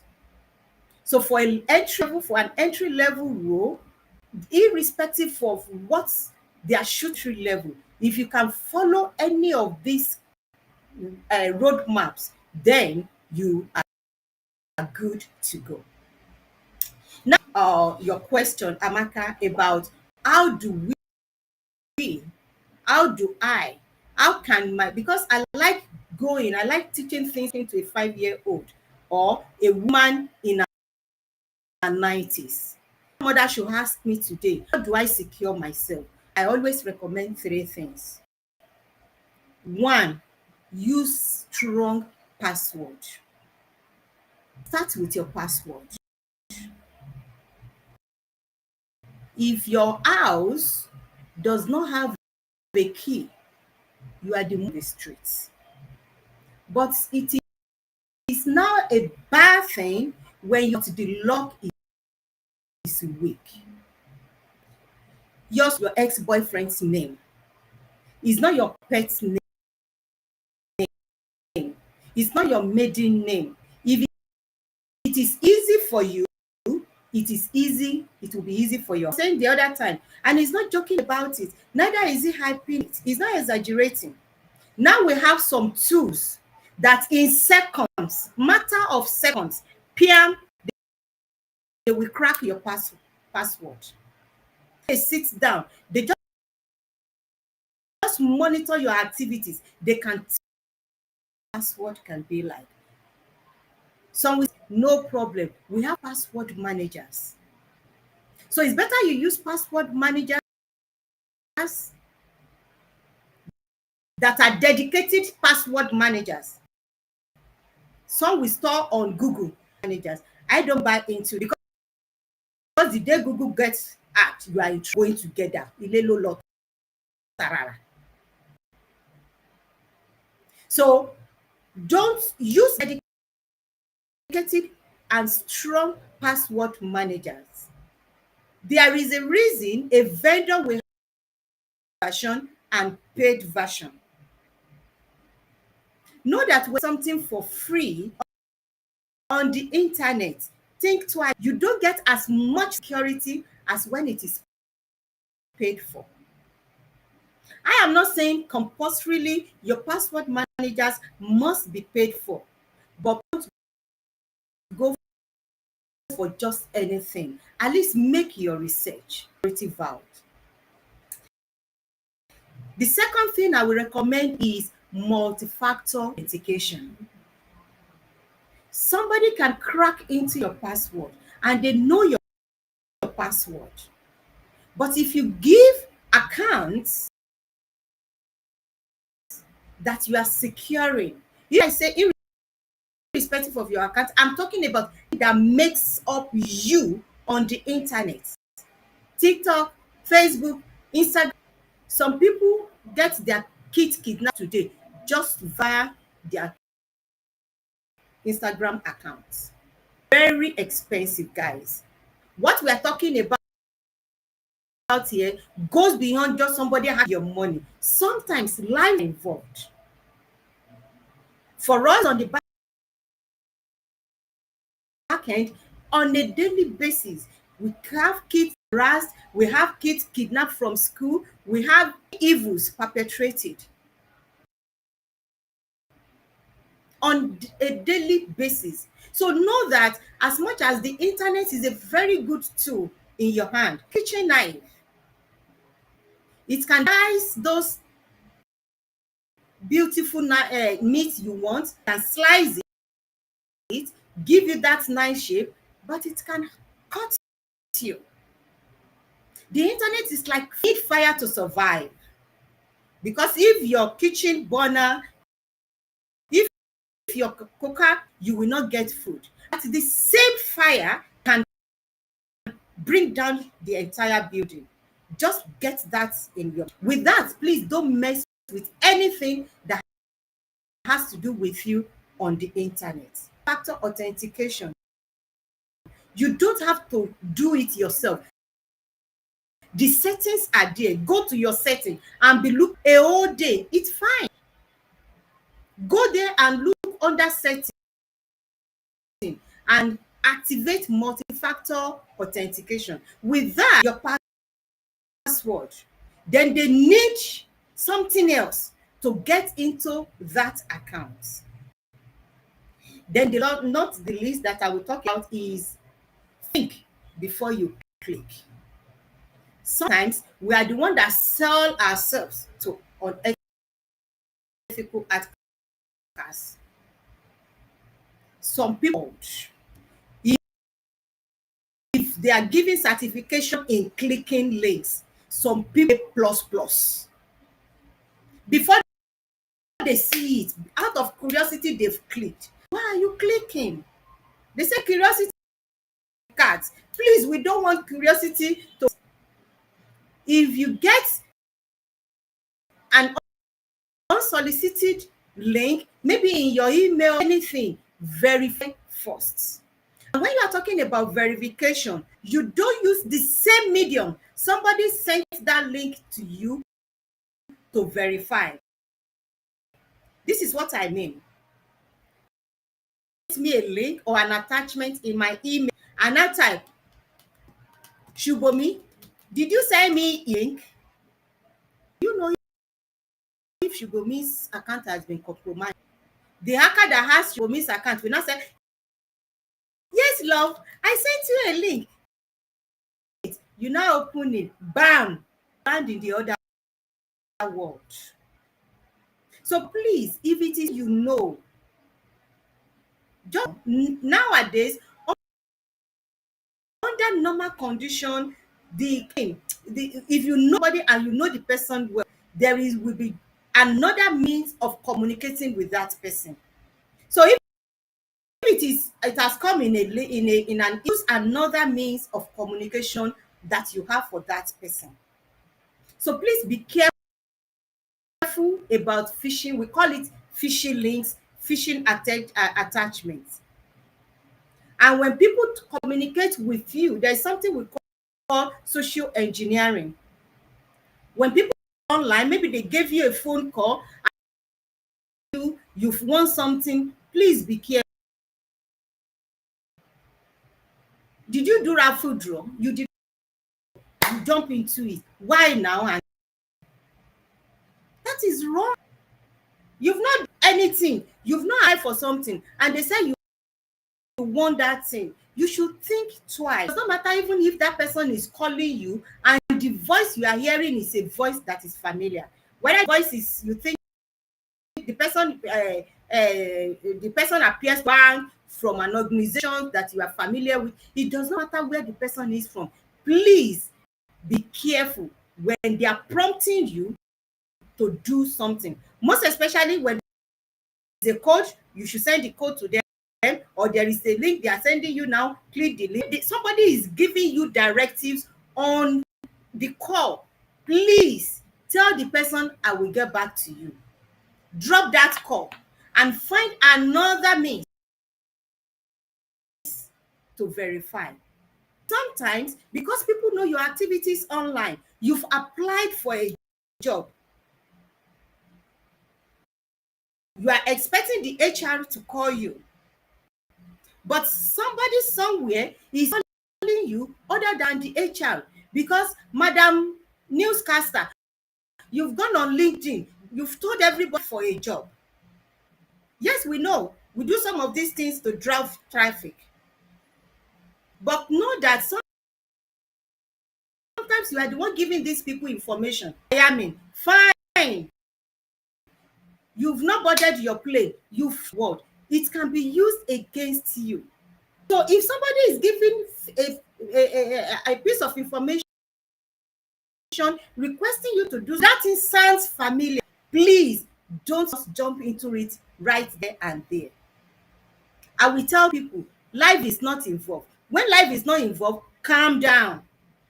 Nothing will go wrong. It doesn't matter if they tell you, oh, if you don't take this action, no, it's a lie.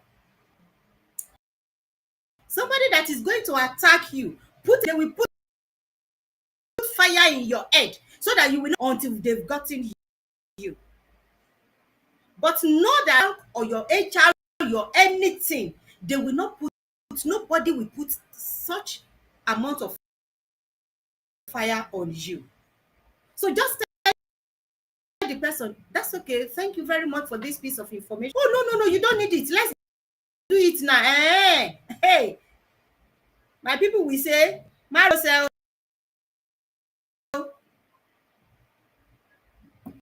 these and others can be used. Thank you. Thank you so much. That was really packed. I was just trying to you gave three very solid points, right? These are just for everyday people, because like you said, all of us have been attacked one way or another. It's just that maybe it has not manifested. So just to recap the three main points that you gave, you said the first one is password. Make sure you have strong password. I think that's something for all of us. And I would also add, as much as possible, don't repeat your passwords across board. That's for all of us too, because if you have the same password for everything, that means once somebody has hacked into one, then they have access to everything. And then use password managers. That's something I'll probably send you a message to explain more, right? That would be great for us to know how to safeguard our password.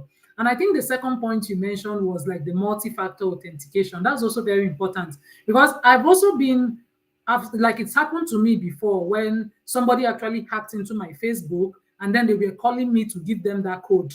You know, they will call you to sit and come up with a story and say, oh, something happened. This. We are trying to organize a webinar. We sent you a code.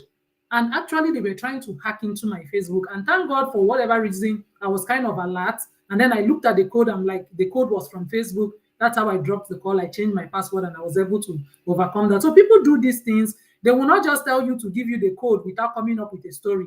So they will first of all like come up with a story. I think people do it on WhatsApp group chat too. When they will hack into a group chat, they will start calling you to give them the code that was sent to your phone. So that's where the multi-factor authentication comes in.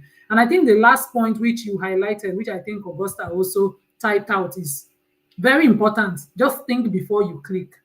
Think very well that what is the emergency. I had a similar thing. You were describing something and I realized that one time when I started my internship, I had just started the internship, and then I got an email from the CEO of the company. I was working with American Sea Trade Association, and he said, "Hello, Amaka, urgent. Are you free? Send me your phone number." And I truly thought he was the one because the email was coming from his name. I sent the phone number and we started chatting back and forth. And he was sending me a message. He said, "Could you do something quickly for me? Can you go and get a gift card and send to me?" And I truly thought I was talking to him. And I was talking, it just got to a point, and thank God that day I was with another friend that was like, why is this person really, the way that urgency? Like, why should the CEO be bothering me in this manner? And he's like, why don't you call and check? Why don't you like send? And when I did, it's like, oh, I don't even know what you are talking about. Or it's not me, like that. And that was how I was also saved from that. So the truth is that people will come at you in different shapes and forms. If you're not very vigilant, that's how you fall a victim. So thank you very much for sharing deeply. I'm going to give Coach David a chance to just round up, summarize, and also tell us how you help people. How I know you are a coach, I know you do a lot of things. How can people reach you? And just wrap up maybe in 2 minutes or 3 minutes. And then I'll also do the same thing for Maola Bimpi, and then Augusta would also kind of do a conclusion, and then we close. We are almost 11 minutes past our allotted time. So I'd like us to wrap it down in maybe in the next 10 minutes or so. Thank you very much for everything that you shared. So Coach David, please, conclusion, how we can reach you, the kind of programs you have and things like that, so that people will know how they can connect with you. Thank you.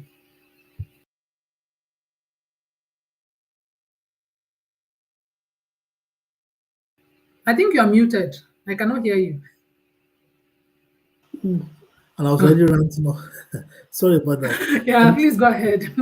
Thank you, Doctors Amaka and Augusta, for hosting us. Thank you, Olabimpe, for the insightful discussions. Please, the roadmap that Olabimpe gave, I was clapping for her so heavily here. Please, if you really want to grow your cybersecurity career, follow that pathway. Look, you can't go wrong. Now I'm placing money on it, and you can't be without a job. The route she's taking, those certifications she mentioned, please go through the material and understand them. It will help you. And number two, if you follow that road path, you'll be on very solid ground. Cisco is not a joke. Cisco does a lot of good work, and that roadmap around CompTIA and Cisco, very powerful. I would just like to add a few things. You see, the trend in hacking right now, or cybercrime, is ultimately, all of cybercrime is ultimately local. All of crime is local. That's what we say in criminal psychology. Ultimately, all of crime is local. Ultimately, all of crime is retail. There's a criminal, there's one person, or someone who presses the last mark. There may be a gang, but there's ultimately individual effort. Number two, ultimately is local. Now, in cybersecurity, all of crimes, all of cyber crimes are individual, meaning that somebody made a mistake, somebody clicked something. There is no big cyber crime case all over the world that a human being did not make a mistake. That's what we got the idea of the human hack, hacking the human, and the concept of human firewalls now. The psychology of hacking is that human beings are the ones who engineer the hacks. So people make a mistake, and please, you don't want to be the reason why your organization loses money. I can give you cases upon cases. In the United Kingdom, the government in 2020, I think, had to pay 20 million pounds. 20 million pounds because somebody clicked something, and within 6 hours, the government was there to ransom. I can give you other scary numbers all over the world. There's one I'd like to refer to. In Iran, a hacker got a particular Trojan called Stuxnet, entered into their nuclear facility and blew up the nuclear facility. If you know what nuclear facility, that can kill the whole world. Thank God they were able to contain it. And here is the story. The worm disappeared. When he finished his work, it disappeared. So when they were doing forensic audits, cyber forensics, they could not find it because the worm was developed with anti-forensic pathology. The pathology, the cyber pathology and footprint is that when they did histopathological analysis of the trend of events from an audit perspective, the Trojan had been designed to be anti-forensic, knowing forensic processes. So cybersecurity is getting to the point where we all have to be very careful. Be careful where you go, be careful who you talk to, be careful what you post online. If I study your social footprint enough, your Instagram, your Facebook, your LinkedIn, I can easily hold the conversation. If I feed your profiles into some certain sites or some AI tools, they'll begin to hold conversation with you and you think that they know you. Say, hello, long time. It's me, your friend. Oh, congratulations on that, your new job. I saw that you spent Valentine this day. You're enjoying, no? You're not even taking us along. How is Dr. Gossam? Because I see one of you, you're LinkedIn together. You're on this call out mentorship banner together. It's easy to social engineer you. So be careful, be careful. And I can easily just take a 30-minute clip of your recording, Dr. Amaka and Dr. Augusta or Olabimpe, and I will create your speech of 3 hours. And AI is getting to the point where if I can call you now and the person will be hearing Dr. Augusta's voice, for example, because I fed into the system that converts every statement into the way Dr. Amaka would speak. Now, I'm saying all of that to say it's a big deal all over the world now. We cannot afford to be naive. Read up the articles, read up the materials. If you're a cybersecurity professional or a company, please, we are begging you, download your patches, invest in a good SOC. Invest people like Olabimpe to consult for you to get a good SOC. If you're an executive, the game is larger. As of today, there are legislation in the United States and is getting traction all over the world, in Japan, in China, in Russia. You can be jailed for a cyber breach in your organization. A junior staff can click something and then you CEO will now have to go to jail after your 30-something years career path. You can Google what I'm saying. Organizations that are the ones that make all of us vulnerable are now punishable under the law all over the world. So the game is up. Data privacy, data protection is huge. If I give you my data like you are Google or you are whatever, and in your cloud there's a breach, you pay heavily and pay through your nose. And if you are the CEO, like I said, you can go to jail. Right now, CEOs, CIOs, CMOs, I did a post on it on LinkedIn. CISOs are not the only ones that go to jail. That's the Chief Information Security Officer. CIO, CMO, COO, all the Cs can easily be in jail.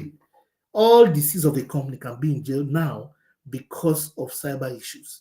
So we have to be very careful. Please be careful of tailgating. Your friends comes to the office. You now use your card to sign them in. So two of you now enter together, or somebody comes and says, give me your card. They use your card to access to go to the bathroom and come back. If anything happens in the bathroom, they will say it's you.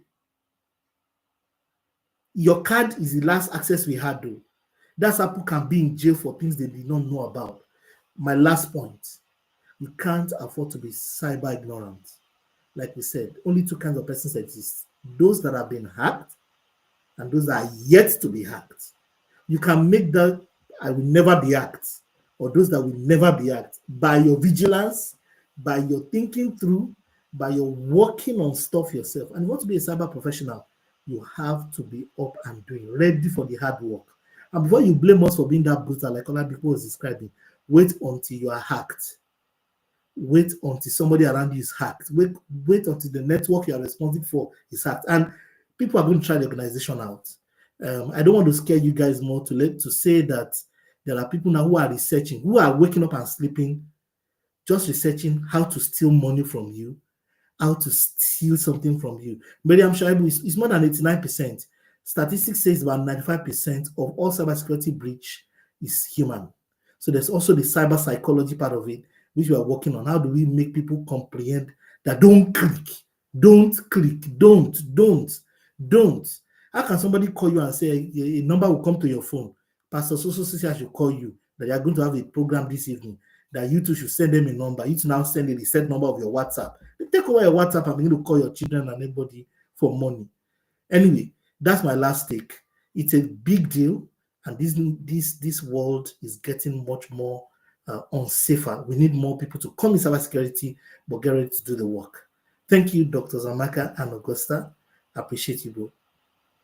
Thank you so much, Coach David. Thank you. That was a lot. You still missed one thing. I said, tell us, how can people connect with you?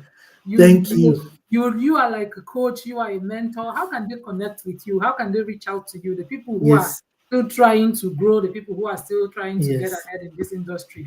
How can they yes. reach you? Yeah. Yeah, my own specialization is towards businesses and individuals who want to make their lives more cyber secure. You want to gain more security. You want to be secure, whether you're a business or you run a business, or you're an individual that really wants to secure yourself. You have proprietary information, you have serious work you're doing. You want us to help you secure.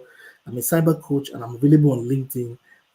My LinkedIn profile says Ade David Abodrin. You can just look for me. It's not difficult to find. I'm always around Dr. Amaka anywhere in Augusta. If you see their profile, you most likely see me around it. You see me around them both. They're wonderful people, and around Scholar Up. Please just go on LinkedIn and send me a message, whatever you want me to do with you, whether you want to. And for your career, I have an unusual way of helping you look at what you're doing now and how you can come into cyber with least resistance while you use some time to gain the skill. How do we apply and turn whatever you're doing generally into the cyber realm, or how do you become cyber ready to enter the workforce, in quotes? Because like Dr. Maka said, there's a whole niche around. It's better to get a banker who is in cyber. It's better to help us with banking problems, an insurer who understands cyber, like a educational look, a school hacking or cyber problems in schools and educational institutions. Dr. Augusta is big now all over the world. It's one of the most difficult places to secure our schools and educational institutions. It's big. So if you're an education person and you are really passionate about security, you are someone we need in cyber. There's a way you can just do a few courses and have some understanding, and then you can begin to be a cyber consultant to help secure those environments where you're already a specialist at all over the years. So how do you make that transition? It's a very interesting question I help people to do because of my understanding of careers anyway and all the industries I've been through over the years. So thank you very much. Thank you so much. I didn't want you to forget that bit. I know you're very passionate about what you do, but also you need to let people know how they can connect with you and how they can reach you. I've been waiting to see if my Olabimpi, I think the network threw her out. I can't see her at the backstage. I also wanted to give her the opportunity to just share, but I do know her well enough, and she's been a part of us at Scholar Up too. So I know she's also very big on LinkedIn. She's always posting about cybersecurity. She has her cohort on cybersecurity. I think Mariam is actually her mentee, if I know them both well correctly. I think I'm correct that Mariam is a mentee to Ma Olabimpi in trying to get her to transition into cybersecurity. I see her again. Let's see if she's able to come up and just say a thing in a minute or two, because we're about to wind down. Oh no, the network, I cannot see her backstage. Let's see. Uh, I can see her video is not on. Can you hear us? If you can even talk without the video, that should still be fine. If you could just conclude. If not, then we just have to go. I think your network is okay. I don't think she hears us. Yeah, it's just been the good thing is that the network let us get all the nuggets, and we have these videos to go back to. So thank you very much. I truly appreciate both of you for taking time from your busy schedule to come here to share all of this with us. Annie, I see you. Thank you for making it. I know you had an event earlier. Thank you so much for always coming to support. Annie is one of my best friends on LinkedIn, so I'm always excited when he's able to come in. Thank you very much. And for everybody that has stayed with us in the comment sessions, just talking back, Mariam most especially, you've really been very engaging and trying to give back information and just trying to highlight the things that you're learning. Thank you so much. So Augusta, I'm going to pass it to you. Just a quick conclusion. Where can people reach you? I can tell you can reach Augusta on LinkedIn. Well, let me let her say it to herself. Just go ahead and conclude, and then we'll be done for the day. Thank you. Okay, thank you. I hope I'm unmuted. We're good? Okay. So I'm just going, since Madam Olympipe is not here, I'm just going to maybe reiterate some things that she said. She said, start with cyber awareness. I mean, even if you want to transition into cybersecurity, you need to be cyber aware for yourself, for your family. And then she also said every 31 seconds there is a cybercrime happening. So that goes to show the fact that we need more cyber police like her on ground to detect and to protect us on this cyberspace. And then I will just end by saying, just reiterating also what Coach David said. He said, don't rush, don't rush. You have to think about the skill acquisition life cycle, which he said is about 4 to 5 years, right? Don't rush and sell your land because you want to get a certification. You have to think about the process. So I'm just going to say my own short story, how, I'm a medical doctor, but before I went to medical school, most people don't know I was studying computer science. I've always loved computer, I've always loved tech. And I wanted to transition back into tech, and I didn't know how to do it, but I knew that education is the key to, unlocking opportunities. So I started to transition by doing a master's. And I started this transition 2023 January. I still don't have a master's. It's been almost 3 years now, and I'm still on the journey. So just because you've made a decision to transition doesn't mean it's going to happen overnight. I'm not getting my master's till next year, and when I get a master's, I'll start applying for entry level roles. I need to take some time, maybe 10 years before I become an expert in tech. So I just want everybody to know that if you want to transition, you have to think about your passion, your interest, and be in it for the long haul because it's going to take time. That's my last word. So yeah, we need you, but think about it, it's a journey. Yeah, thank you very much. I think you already took the last word from me because that was what I was saving for the last word. Oh, Well, sister. since you're my soul sister, I'll let you have it. There is no problem. But it's really, really true. Thank you so much for coming and keeping it real. I've always wanted to keep our spaces as one where we could have real-time education.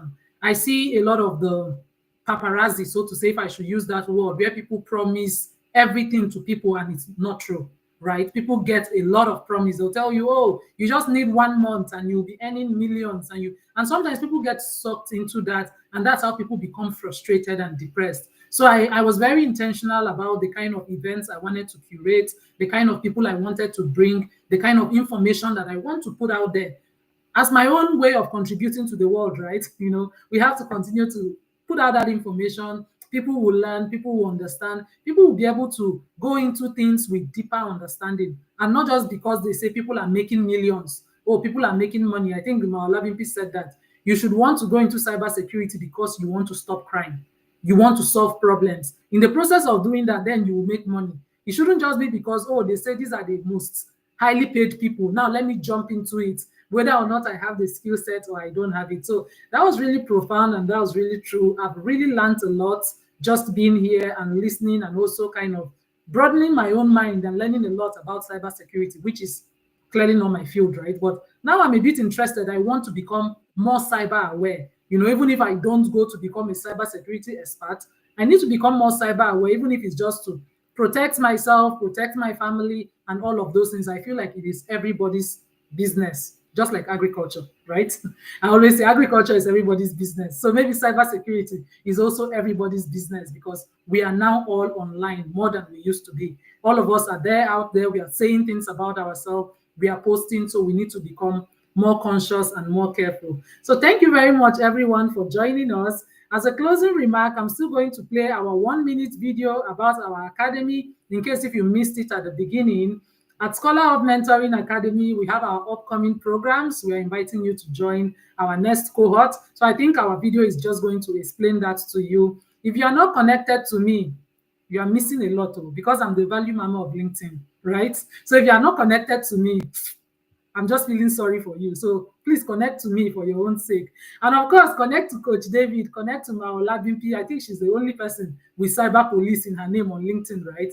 Connect with her, even though the network threw her out. And of course, connect with Augusta. These are people that would make high value posts that you are going to learn from. Not just fluff, not just noise, but real knowledge that you can get every day and continue to improve your skill. One of the advantages of social media is that It makes knowledge now more accessible. It makes knowledge free. There is a lot you can learn by just reading up on it and learning gradually, by just being around people who already have that knowledge.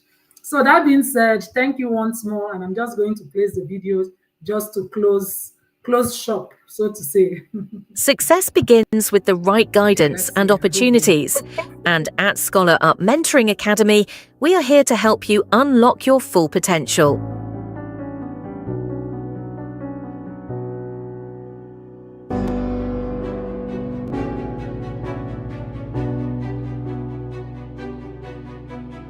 Whether you're preparing for graduate school applications or building a standout professional presence on LinkedIn, we provide the tools and support you need to thrive. Our programs are designed to help you craft a compelling personal brand, position yourself for global opportunities, and achieve your dreams. Led by Dr. Amaka Ifaduba, a dedicated mentor and coach, Scholar Up empowers you with personalized mentoring, actionable resources, and proven strategies to take bold steps toward a brighter future.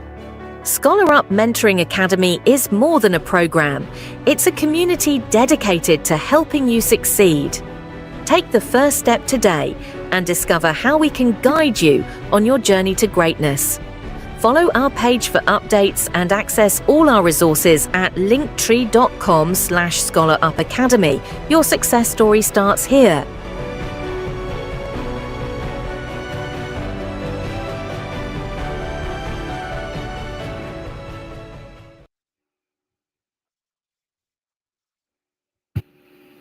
Okay, thank you so much for hanging around with us. It's been a pleasure. It's exactly 2 hours, so we've been 30 minutes over, but it was totally worth it. We really had people who were, I didn't want to cut anybody short because they had a lot to share, and that was things that we needed to hear. The good thing with the LinkedIn Live these days, unlike the audio that once it was done, you don't have access. This time around, you could always go back and rewatch and just kind of refresh your mind. If there were some of the things that was mentioned that you did not understand, all you had to do was just watch it again, hear those roadmaps, hear those courses, hear all of those things that the Coach David and Malabimpi mentioned. And this is also aired on YouTube. We are going global. So please go and watch it on YouTube, right? So you can watch it on YouTube. Make sure you subscribe to our channel so that more people will discover what we are doing. Thank you very much again. I'm going to say bye to all of you, and I'm going to end the live stream right now.